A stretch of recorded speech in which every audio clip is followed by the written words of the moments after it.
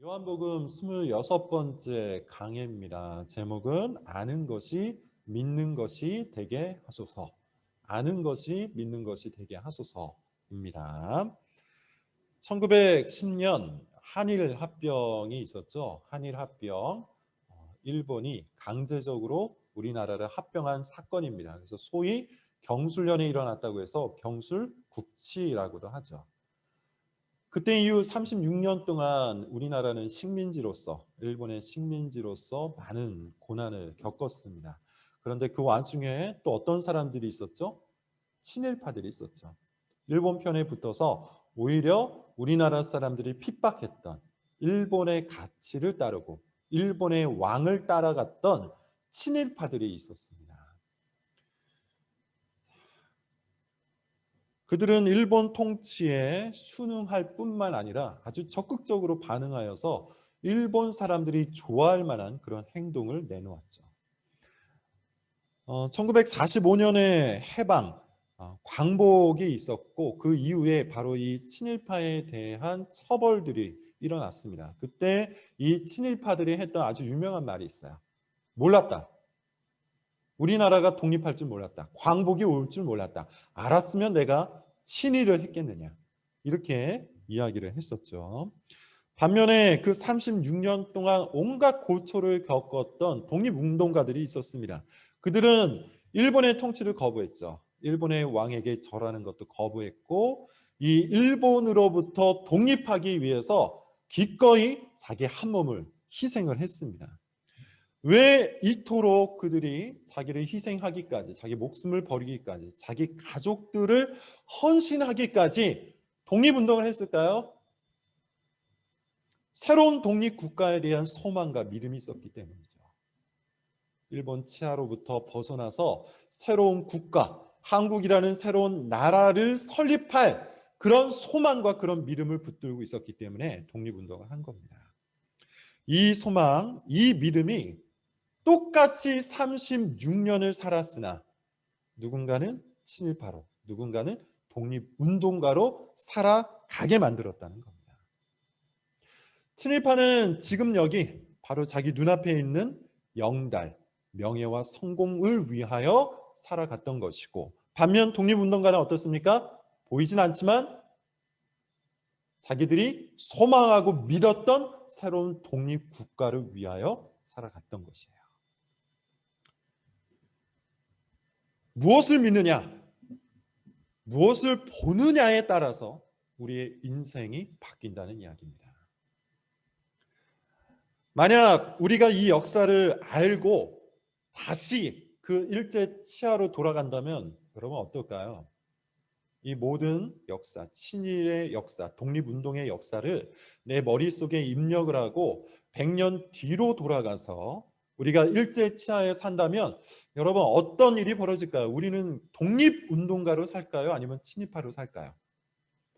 많은 사람들이 어차피 우리나라가 독립할 것을 아니 나는 독립운동가로 살 거야 라고 생각할 수 있는데 사실 그렇게 답변이 쉬운 것은 아닙니다. 제 판단에는 상당히 많은 사람들이 우리나라가 독립할 것을 다 알매도 불구하고 그런 지식이 있음에도 불구하고 지금 당장 눈앞의 안전과 눈앞의 성공을 위해서 친일파로 살 확률이 높아요. 안다고 해서 그것을 다 안다고 해서 곧장 믿음과 소망으로 살아가는 것은 아니라는 것이죠. 이것은 여러분 저의 추측이 아니라 성경이 증명하는 겁니다. 우리가 구약 성경을 보고 신약 성경을 쭉 보면 이스라엘이라는 백성, 이스라엘이라는 그 민족에 관한 이야기, 역사가 굉장히 많이 나와 있죠. 근데 그 역사가 일종의 반복이에요. 어떤 반복입니까? 하나님께서 구원하십니다. 그리고 하나님께서 돌봐주세요. 그런데 이스라엘 민족이 반역을 하죠. 반역을 하여 하나님께서 징계하시고 그들이 고통을 당하고 부르짖으면 하나님이 다시 구원을 해주세요. 이것이 끊임없이 반복됩니다. 그리고 선지자들은 계속해서 뭐라고 이야기하냐면 우리의 역사를 좀 봐라. 하나님께서 우리를 출애굽시켰을 때의 그 역사를 봐라. 사사시대의 역사를 봐라. 왕정시대의 역사를 봐라. 그렇게 계속해서 과거를 기억할 것을 이야기를 해요. 그러나 이스라엘 민족들은 그 모든 것들을 다 알고 있음에도 불구하고 어떻게 합니까? 지금 여기에 영달, 지금 눈앞의 욕구, 욕망을 따라서 살아갔어요. 알지만, 지식이 있었지만 그 지식이 그들의 믿음과 그들의 소망이 되지는 못한 거예요. 이것은 예수님께서 요한복음 5장 39절 40절에서도 말씀을 하신 바입니다. 바리새인들에게 뭐라고 이야기합니까? 너희가 영생을 성경 안에서 얻는 줄 다 알고도, 그렇게 성경을 읽고 연구하여서 그 성경을 통해서 영생을 얻는 줄 다 알고도 너희가 나에게 나오는 것을 거부하는구나. 그렇게 이야기를 하죠. 성경을 다 압니다. 메시아가 온다는 것도 압니다. 그리고 그 징조에 대해서도, 예언에 대해서도 그들은 다 알고 있었음에도 불구하고 서로 영광을 구하기 때문에, 아버지로부터 오는 영광이 아닌 서로를 통한 영광을 구하기 때문에, 지금 당장 여기에서의 칭찬과 명예와 성공을 원하기 때문에 어떻게 한다고 합니까? 정작 아버지로부터 온 영광, 예수 그리스도를 거부한 거예요. 믿지 않은 것이죠. 안다고 해서 믿는 것은 아닙니다. 그러므로 여러분, 우리가 참으로 진지하게, 매우 진지하게 물어야 할 것은 이거야. 내가 아는 것이 곧 나의 믿음인가? 지금 내가 알고 있는 그 모든 것들이 나의 진짜 믿음인가? 아는 것이 믿는 것이 되게 하는 것, 이것이 우리 인생, 우리 신앙에 있어서 가장 중대한 문제라는 것이죠. 그렇지 않을 때 우리는 친일파처럼 오직 지금 여기에 영달을 위해서, 지금 여기에 성공을 위해서, 지금 여기에 욕구와 필요를 위해서만 살아가게 되기 때문이에요. 반면에 우리에게 이와 같은 믿음이 있다면, 우리에게 진정한 믿음이 있다면 하나님 나라를 향한 소망을 갖고 하나님 나라에 충성을 바치고 하나님 나라를 위해 헌신하며 살아갈 겁니다. 마치 독립운동가처럼 말이죠. 반복해서 말씀을 드리고 있는데 요한복음은 바로 그것을 우리에게 요청하고 있어요. 믿음을 촉구하고 있어요. 요한복음은 처음부터 1장부터 21장에 이르기까지 무엇을 위해서 기록되었다 그러죠? 예수님이 하나님의 아들이심을 믿도록 우리에게 그 믿음을 촉구하기 위해서 기록하였다고 해요. 그러므로 여러분, 우리는 이 요한복음의 말씀을 아는 것만으로 충분하지 않습니다. 이 요한복음의 말씀을 통하여 정말로 예수 그리스도를 우리 인생의 참된 구원자로 믿는 것이 필요한 것이죠. 그분이 우리의 생수, 그분이 우리의 생명의 떡, 그분이 우리의 모든 것, 그분이 우리의 안식, 그분이 우리의 행복이라는 것을 정말로 진심으로 믿어야만 한다는 거예요. 자, 여러분 한번 본문을 봅시다. 오늘 본문은 어떤 맥락 속에 있죠? 몇 주에 걸쳐서 말씀을 드리고 있는데 오병이어의 기적이 기초예요. 오병이어의 기적이 기초입니다. 그리고 이 오병이어의 기적을 맛본 무리들, 유대인들이 예수님을 임금으로 삼으려고 했어요. 그래서 예수님께서 그들로부터 몸을 빼서 도망치셨죠. 중간에 어떤 사건이 있었습니까? 제자들이 광풍에 뒤집어질 위기 속에 예수님께서 광풍을 뚫고 그들을 찾아와 주신 기적의 사건이 있었습니다. 그리고 나서 이 무리들, 오병이어의 기적을 맛본 무리들이 어떻게 하죠? 예수님을 쫓아 여기저기를 돌아다니다가 예수님이 거기에 계신다는 이야기를 듣고 미리 와서 기다리고 있었어요. 그리고 예수님께 한 소리를 듣습니다. 그게 26절의 이야기죠. 26절에 보면 예수님이 뭐라고 얘기해요? 니네들이 나를 찾고 찾았는데, 나를 찾은 이유는 표적을 보고 나를 믿기 위해 찾은 것이 아니라 니네들이 떡을 먹고 배불러서 찾은 것이다. 이렇게 한 소리를 하시죠. 썩을 양식을 위해서, 영원한 생명의 떡이 아닌 썩을 양식을 위해서, 지금 여기에 영달을 위해서 니네들이 나를 찾았구나. 이렇게 이야기를 하세요. 자, 그 이야기 다음의 사건, 그 다음의 이야기가 바로 오늘 본문입니다. 30절, 31절, 근데 29절부터 한번 읽어보면 좋을 것 같네요. 29절부터 31절까지를 같이 한번 여러분 읽으시면 되겠습니다. 읽기 힘드신 분은 들으셔도 좋습니다. 자, 한번 29절부터 읽겠습니다. 시작. 예수께서 대답하여 이르시되 하나님께서 보내신 이를 믿는 것이 하나님의 일이니라 하시니 그들이 묻되 그러면 우리가 보고 당신을 믿도록 행하시는 표적이 무엇이니까 하시는 일이 무엇이니까 기록된 바 하늘에서 그들에게 떡을 주어 먹게 하였다 함과 같이 우리 조상들은 광야에서 만나를 먹었나이다. 계속해서 이 무리들과 예수님의 대화가 나오고 있죠. 그 대화 29절에 보면 뭐라고 이야기하죠? 하나님께서 보내신 일을 믿는 것이 곧 하나님의 일이다, 이렇게 이야기를 해요. 그런 말은 여러분 결국 뭘 이야기하는 겁니까? 제가 서론 부분에서 얘기했던 것처럼 믿음을 촉구하고 계신 거죠. 서론 부분에서 제가 이야기한 것처럼 예수 그리스도도 이 말씀을 통해서 이 무리들에게, 유대인들에게, 이 사람들에게 믿음을 촉구하고 있는 거예요. 하나님께서 보내신 이를 믿는 것이 하나님의 일이다. 믿음에 대한 촉구. 자, 그런데 사람들의 반응을 여러분 한번 보세요. 30절을 보시면 사람들이 어떻게 반응을 하고 있습니까? 그들이 묻되 그러면 우리가 보고 당신을 믿도록 행하시는 표적이 뭡니까? 당신이 하시는 일이 뭡니까? 무슨 뜻입니까, 여러분? 우리가 당신을 믿을 수 있도록 표적을 내놓으십시오. 지금 당신은 믿음을 우리에게 촉구하고 있는데, 우리에게 지금 믿음을 요구하고 있는데, 좋습니다. 믿어 드릴 테니 우리가 믿을 수 있도록 표적을 내놓으세요. 그러면서 예시를 이야기하죠. 어떠한 표적을 내놓기를 원해요? 모세가 40년 동안 광야에서 매일 하늘로부터 만나를 내렸던 바로 그런 표적을 요구하고 있어요.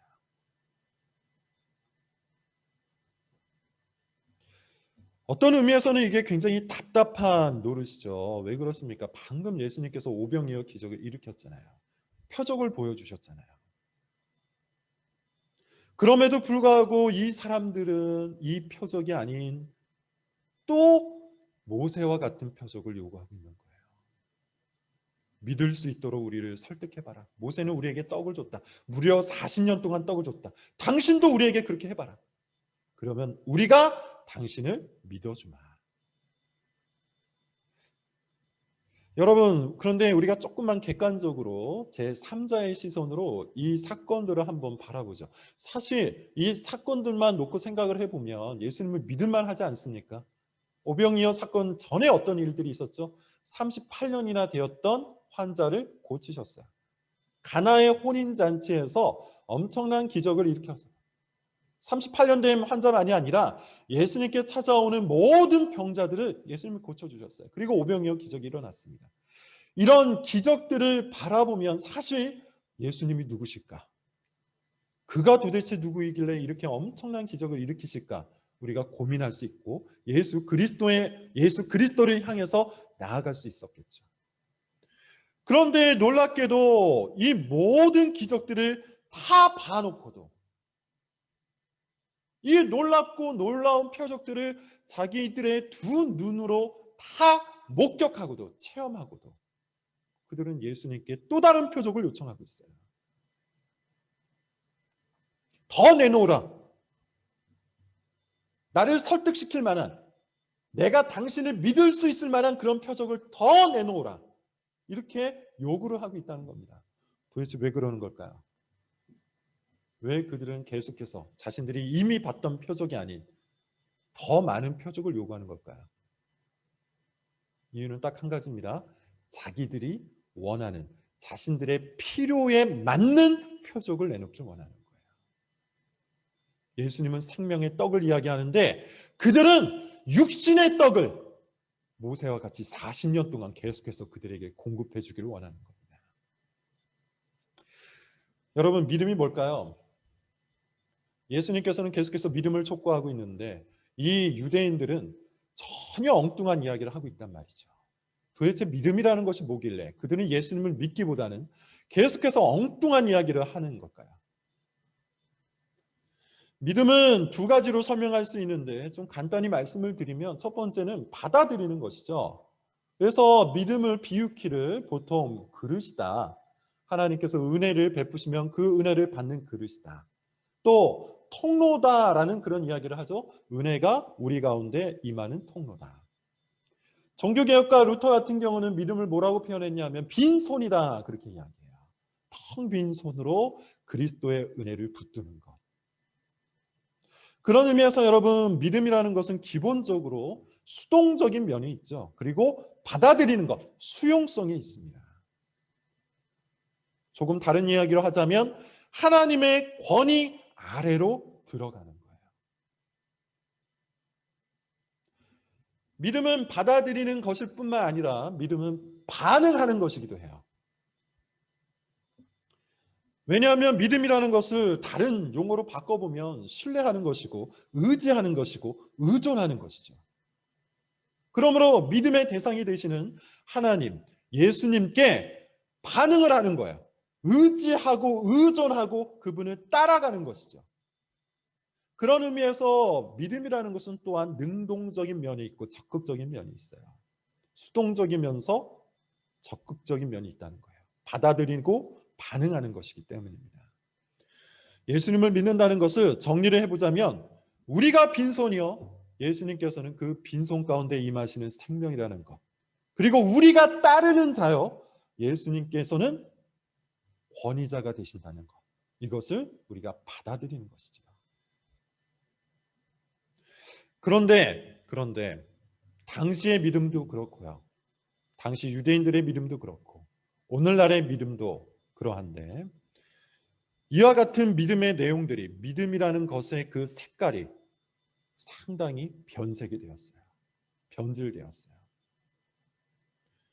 어떤 방식으로 변질이 되었습니까? 우리가 평가자입니다. 마치 예수님께 또 다른 표적을 더 내놓으십시오. 그러면 믿어주겠습니다. 라고 이야기했던 본문의 유대인들처럼 오늘날의 그리스도인들도 오늘날의 교인들도 오늘날의 사람들도 동일하게 평가자가 되어서 예수님께 우리가 믿을 만한 무엇인가를 내놓기를 요구하고 있어요. 마치 오디션 프로그램의 평가자, 오디션 프로그램의 시청자로서 예수님 앞에 예수님께 뭘 요구하고 있는 겁니까? 나를 설득할 만한 퍼포먼스를 내놓으라고 요청하고 있는 겁니다. 내가 감동받을 만한, 내가 마음을 다해서 믿을 수 있을 만한, 내가 열정적인 팬이 될 수 있을 만한 그런 퍼포먼스를 내놓을 것을 요청하고 있는 거예요. 그걸 믿음으로 착각하고 있는 겁니다. 또 우리가 권위자가 됩니다. 마치 이것은 이런 것이죠. 내가 믿어줄 테니 내가 필요한 것을 내놓으라. 지금 당신이 믿음을 촉구하고 있으니 오케이, 믿어주겠다. 그런데 믿어주기는 주는데 조건이 있다. 나에게 필요한 것을 내놓으라. 표적을 내놓아라. 내 욕구를 채울 만한 무엇인가를 내놓으라. 그러면 믿어주겠다.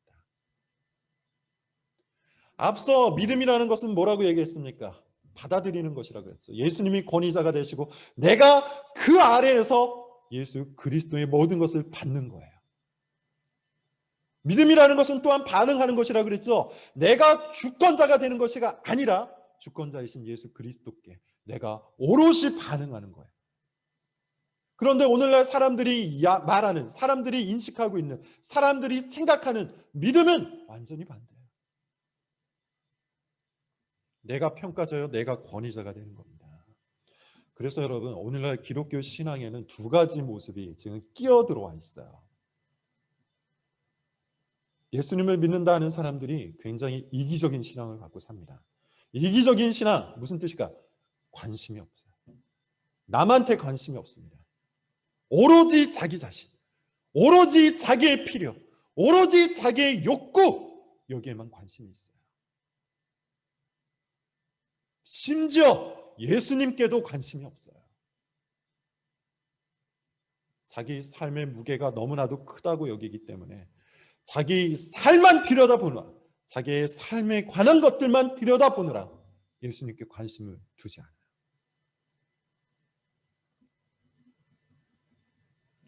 예수님을 알아가야 되는데 예수님을 알아가는 것도 시간 낭비요, 에너지 낭비라고 생각하는 거예요. 오직 나의 필요, 그것들 지금 당장 나에게 필요한 것, 그것이 예수님보다 더 커서 항상 거기에만 관심을 두고 항상 그것만 생각하는 신앙, 이기적인 신앙. 그런데 이런 이기적인 신앙은 예수님이 요청하고 계신, 예수님이 촉구하고 계신 신앙이 아닙니다. 또 오늘날 기독교 신앙의 모습이 어떤 모습으로 변질되고 있을까요? 심리적인 신앙으로 변질되고 있어요. 앞서 말씀드린 것처럼 믿음이라는 것은 예수 그리스도를 수용하는 겁니다. 예수 그리스도의 은혜를 받아들이는 겁니다. 그런데 오늘날 사람들이 생각하는 기독교 신앙은 내가 수용받는 것, 거기에만 초점이 있어요. 무슨 말입니까? 내 권위가 인정받고 내 위치가 인정받고 내가 오롯이 누군가에게 수용받는 그 느낌, 그것이 기독교 신앙이라고 생각해요. 완전히 역전되어 버린 것이죠. 우리가 오히려 예수 그리스도를 받아들여야 되는데 그 반대가 되고 있는 거예요. 예수님이 나를 받아주셔야 된다고 생각하는 것이죠.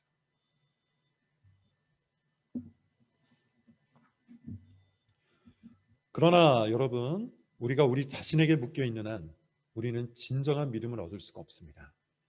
우리가 우리 자신에게 묶여있는 한 예수님이 지금 지속적으로 촉구하고 계신 그 믿음을 우리는 얻을 수가 없어요. 32절부터 34절 계속해서 한번 보도록 하겠습니다.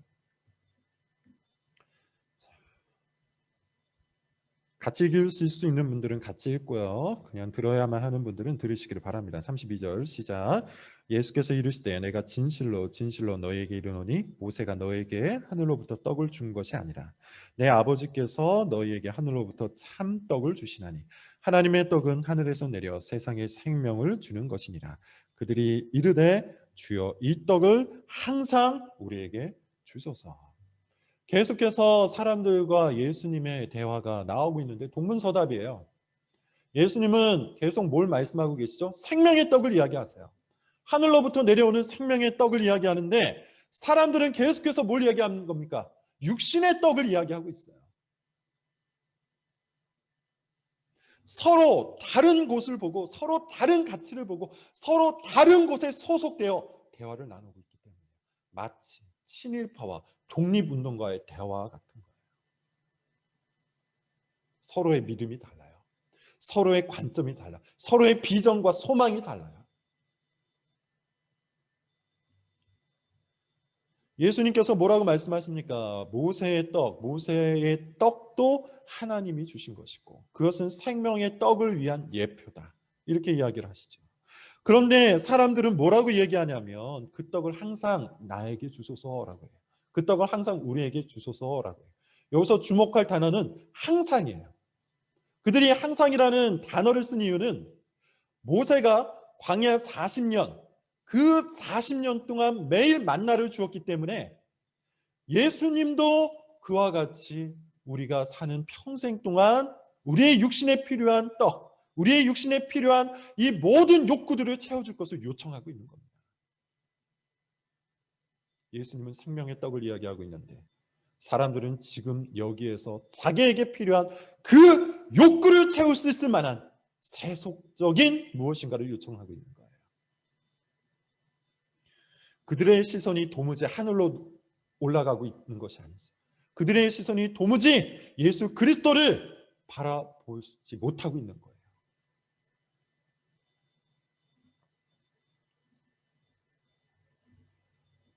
그들은 여전히 이 세상의 필요에만 묶여 있을 뿐이죠. 그렇게 계속해서 자기의 자신에게만, 자신의 필요에만 묶여 있는 이 유대인들에게 예수님께서 한 번 더 아주 매우 정확하게 말씀을 해주세요. 자, 그것이 35절입니다. 35절 같이 한번 읽어보도록 할게요. 예수께서 이르시되 나는 생명의 떡이니 내게 오는 자는 결코 줄이지 아니할 터이요 나를 믿는 자는 영원히 목마르지 아니하리라. 어떻습니까, 여러분? 매우 직설적이죠. 돌리지 않았어요. 빙빙 돌려서 설명하지 않고 아주 직설적으로 예수님이 말씀하세요. 내가 바로 생명의 떡이다. 그러므로 나에게 오는 자, 나를 믿는 자는 줄이지도 않을 것이고 목마르지도 않을 것이다. 정확한 설명을 하셨고, 그리고 강력하게 촉구하셨고, 그리고 분명하게 약속하셨어요. 이것이 바로 복음이에요. 이것이 바로 복음이에요. 정확하게 설명하시고, 강력하게 촉구하시고, 분명하게 약속하신 것. 그러므로 이 복음을 듣고, 이 복음의 설명을 듣고, 이 복음에 대한 촉구를 듣고, 이 복음에 대한 약속을 받고 믿는 자들은 그 약속대로 삶이 변할 겁니다. 다시 한번 말씀을 드리지만 예수님께서 이 말씀을 반복하고 계신 이유, 유대인들과 이 대화를 계속해서 이어가시는 이유는 어디에 있는 것이죠? 우리로 하여금 믿음을 요청하시기 위해서. 자, 그런데 36절을 보세요.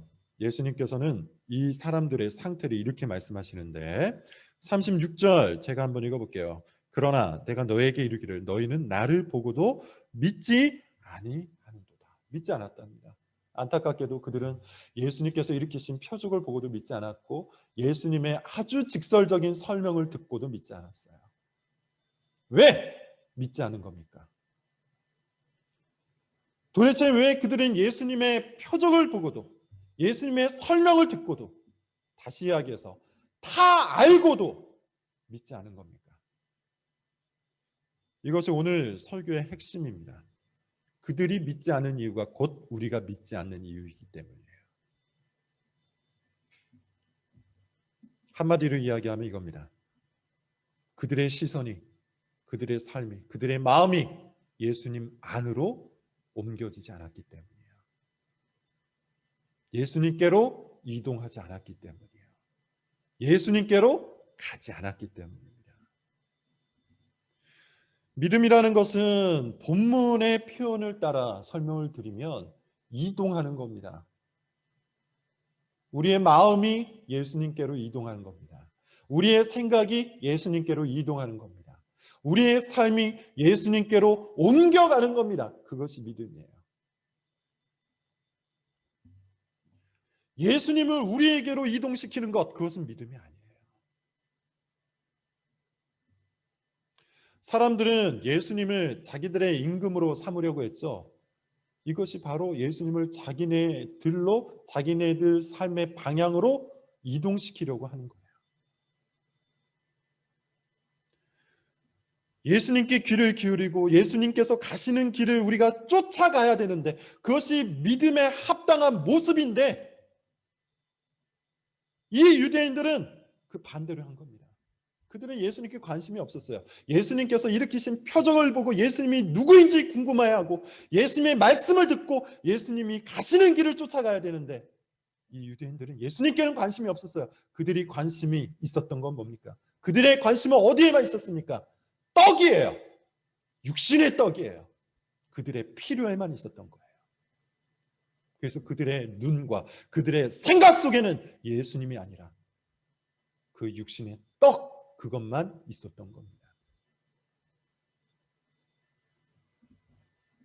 그래서 그들이 비록 겉으로는 예수님을 쫓은 것처럼 보이나 예수님은 그들이 믿음이 없다고 말씀하시는 겁니다.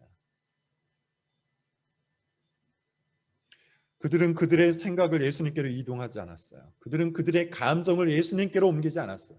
그들은 그들의 삶을, 그들의 행동을 예수님께로 끌고 가지 않았어요.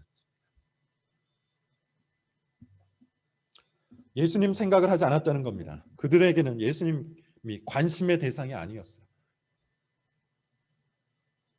그들의 관심의 대상은 뭡니까? 예수님을 통해서 얻을 수 있는 떡이었습니다. 그들의 관심의 대상은 예수님을 통해서 얻을 수 있는 그들의 욕구였습니다.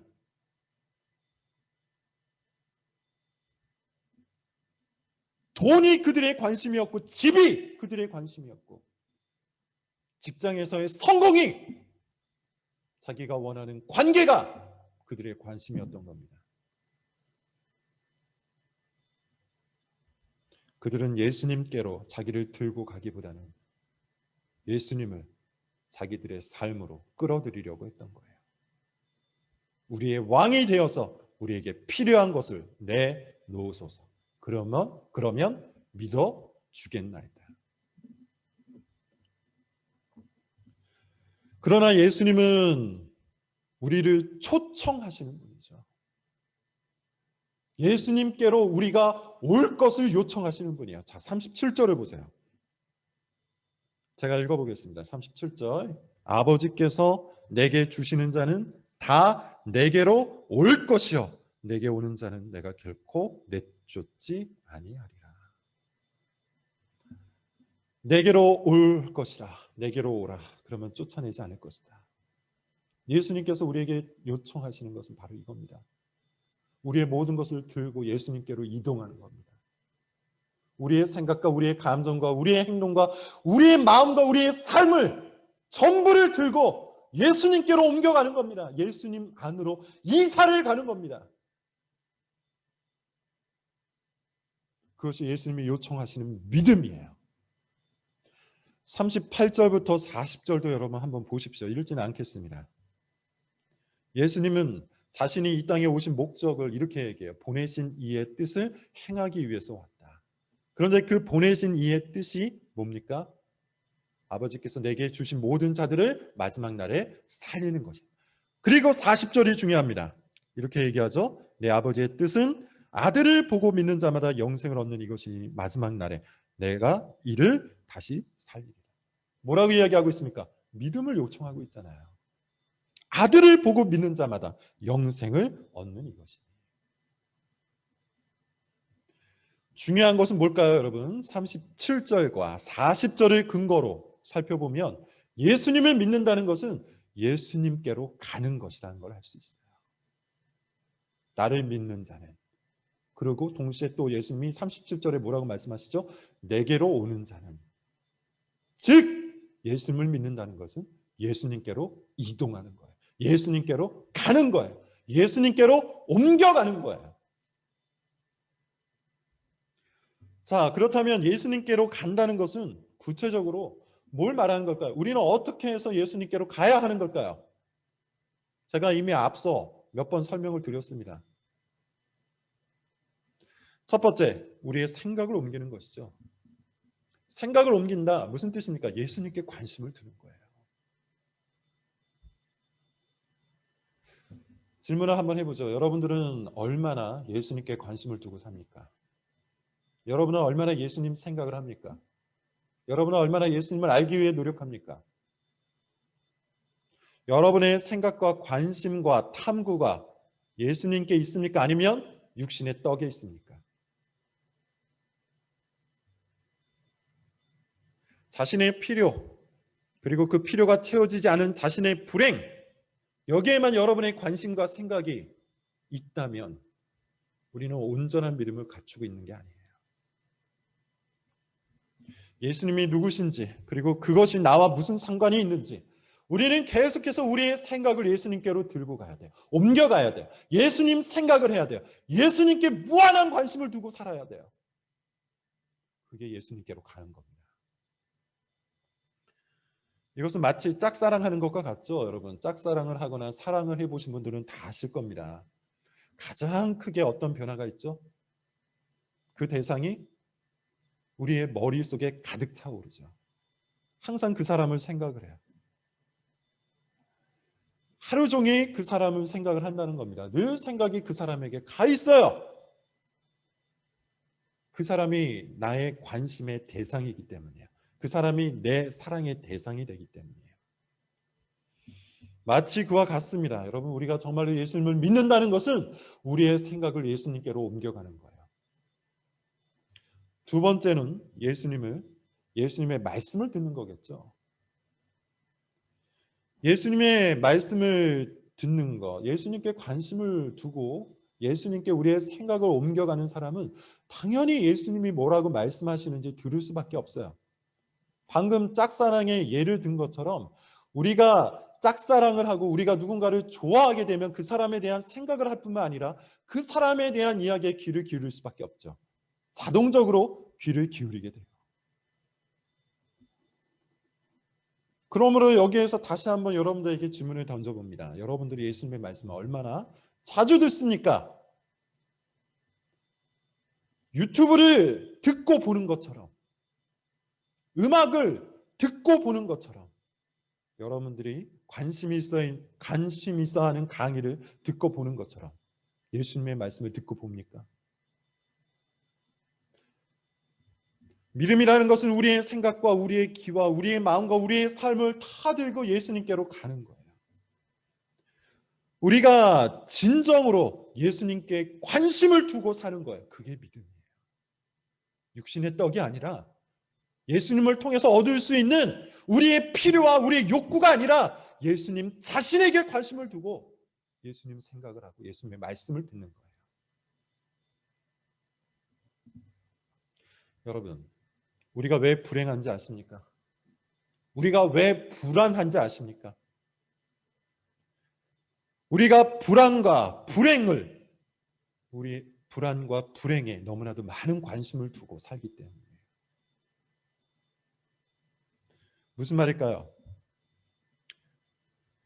불행한 생각, 불행에 대한 생각, 불안에 대한 생각을 우리가 너무나도 많이 하고 있기 때문에 우리는 오히려 더욱더 불행하고 더욱더 불안해하며 살아갈 수밖에 없다는 것이죠. 이것은 마치 이와 같습니다. 수학 문제를 풀 실력도 없는데 문제만 주구장창 들여다보고 있는 거예요. 실력이 없는데 문제만 들여다본다고 문제가 풀립니까? 어떻게 해야 되죠? 그 문제를 풀 수 있는 수학 선생님께로 내가 가야 되는 것이죠.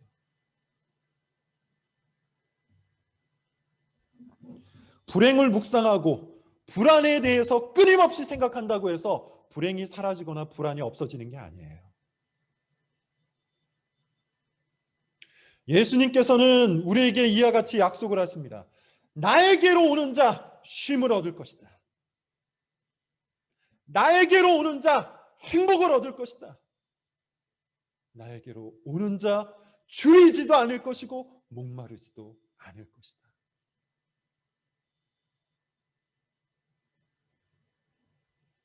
예수님의 이 말씀이 허언 같습니까? 그렇다면 믿지 않아도 됩니다. 예수님의 이 말씀이 뜬구름 같습니까? 우리의 삶과 전혀 상관없는 이념적이고 관념적인 이야기 같습니까? 그렇다면 믿지 않아도 상관없습니다. 그러나 정말 안식이 필요한 분이 계시다면, 그러나 정말 행복을 원하는 분들이 있다면, 그러나 정말 줄이지도 않고 목마르지도 않은 영원한 생명의 떡을 원하시는 분이 있다면 예수님께로 오십시오. 예수님은 자신의 약속을 반드시 이루시는 분입니다. 예수님께로 오십시오. 여러분들의 필요에 고착된 마음을 버리시고 자기 자신에게 집착된 시선을 버리시고 예수님께 관심을 두고 예수님께로 여러분의 생각과 삶을 옮겨가십시오. 예수님을 생각해 보시고 예수님께 관심을 두시고 예수님의 말씀을 들어보세요. 그렇게 예수님께로 오십시오. 자아라는 우물을 벗어나는 순간 그리스도라는 바다를 만날 겁니다. 예수님께서는 약속을 하고 계시죠. 이와 같이 약속을 하고 계시죠. 나는 생명의 떡이니 내게 오는 자는 결코 줄이지 아니할 터이요 나를 믿는 자는 영원히 목마르지 아니하리라. 이것을 진심으로 믿는 우리 모든 성도들이 되시기를 바랍니다. 기도하겠습니다.